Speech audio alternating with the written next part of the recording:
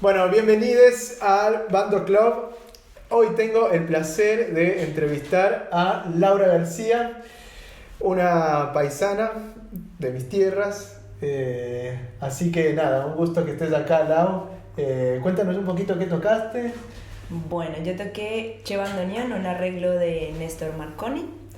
Fue como uno de los primeros arreglos que pude tocar bien cuando empecé, que fue como pensar y sentir que era posible que yo tocara un arreglo alguna vez en la vida para bando solo. Así que bueno, eso es. Hermoso, muy linda la interpretación. ¿Qué partes vos crees que son las más conflictivas, las que ameritan más trabajo? Es que en realidad en el bando como que a veces yo siento que todo es como muy complicado, hay como que encontrarle la vuelta a todas las cosas que uno toca, ¿no? Más allá de que ahora es más simple, en su momento cuando lo empecé a estudiar sentía que todo era muy difícil porque no entendía cómo era posible meter en una cajita así hermosa todo lo que tiene la música, ¿no? Como todos los roles. Así que cuando pude entender que, no sé, dónde está la parte de la melodía, dónde está la parte del acompañamiento, pude escoger qué articulación para qué parte, cuál era más importante en qué sección, se empezó a hacer todo como más fácil. Así que ahora siento que es un arreglo que puedo tocar como más tranquila.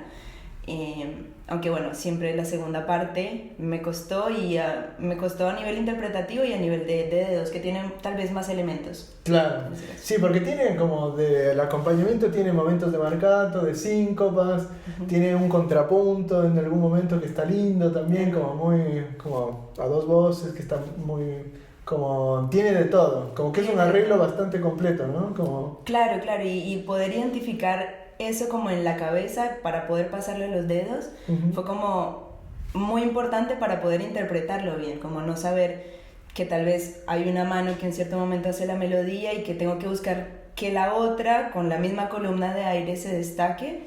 Claro. Bueno, fue bastante importante para poder tocarlo mejor, digamos. Sí.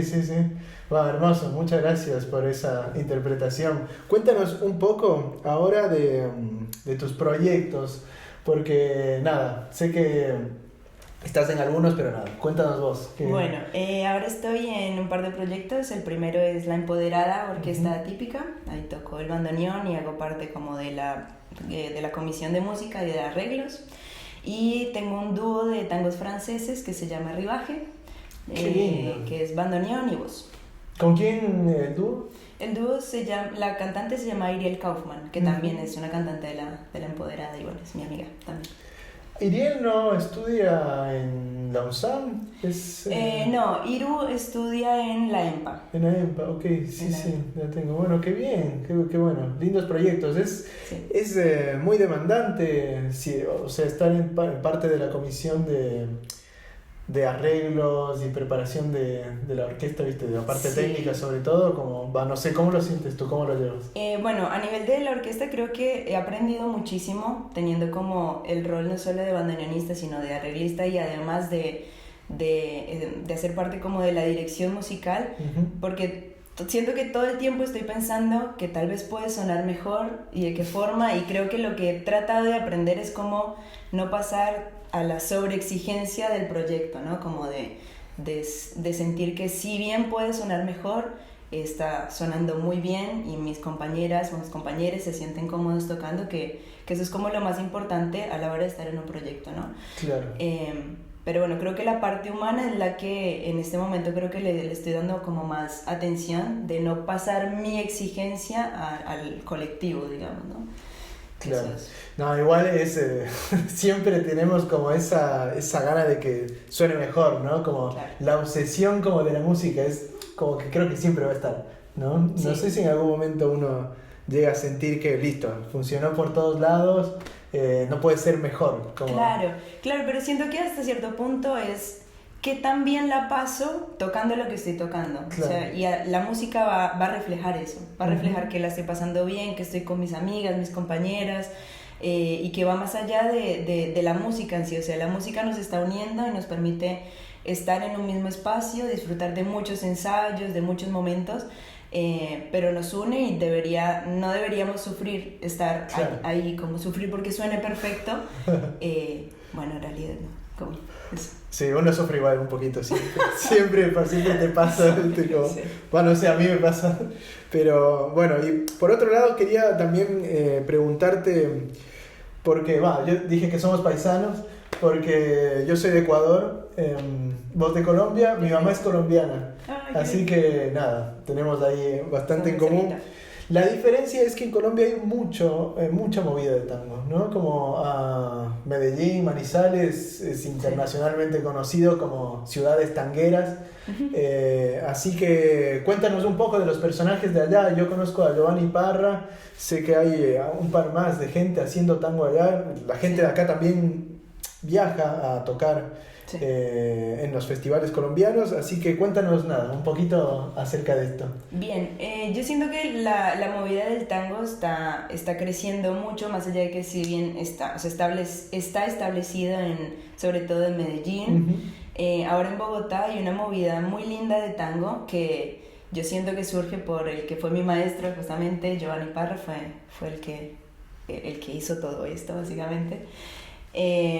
Siento que en Bogotá está creciendo, como que se está centralizando en otros lugares que no son solo Medellín, que están haciendo igual un trabajo increíble con el proyecto de Orquesta Escuela. Giovanni también en Bogotá ahora está dando clases en una universidad, tiene su ensamble. Cuando yo vine para acá, él tenía la Orquesta de Tango de Bogotá, que no sé si en este momento está funcionando, pero bueno, básicamente como que mi experiencia en orquesta empezó allá, en la orquesta de tango que dirigía. Qué bien eso, bueno. Porque que uno tenga la oportunidad de hacerlo ya en otro lugar antes de venir a Buenos Aires, como, no sé, a mí me pasó en Ecuador no tener ninguna posibilidad, ¿viste? De tener el ambiente de orquesta, y que Colombia lo tenga es fenomenal, porque claro, también se generan otras cosas con respecto a los ritmos más locales, ¿no? Como, ¿cómo te ves vos con eso? Como, no sé, con música colombiana, por ejemplo, en algo te debe afectar en cómo tocar la música argentina. Lo digo porque, por ejemplo, en la danza que yo bailé en algún momento, mucha gente con la que bailaba colombiana tenía igual algo del baile de allá, que es como no te lo saca nadie y es hermoso. O sea, como ves a alguien bailar tango que es de Colombia, que aprendió en la escuela colombiana y ya tiene como una característica muy, muy propia, muy linda, ¿no? Como muy significativa. ¿Cómo sientes vos eso en la música? Siento que culturalmente estamos muy influenciados por la parte del baile, como que yo siento a mis amigos, incluso, o sea, mis amigos que no son músicas, y las personas que son músicas, como muy influenciadas en Colombia en ese sentido.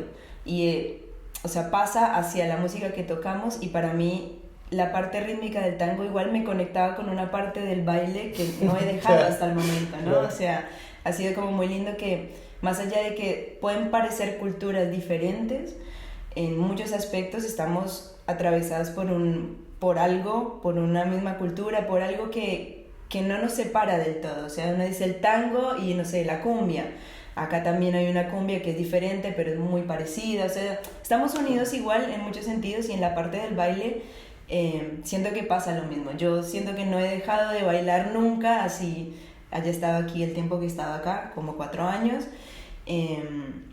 Pero bueno, en mi caso ha sido una influencia muy grande, porque todo lo que escribo, lo que arreglo, y eso es muy rítmico en ese sentido, lo traspaso a todo lo que toco.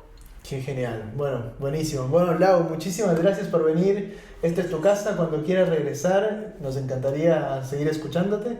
Y bueno, no olviden ustedes de suscribirse, de seguirnos en todas las redes.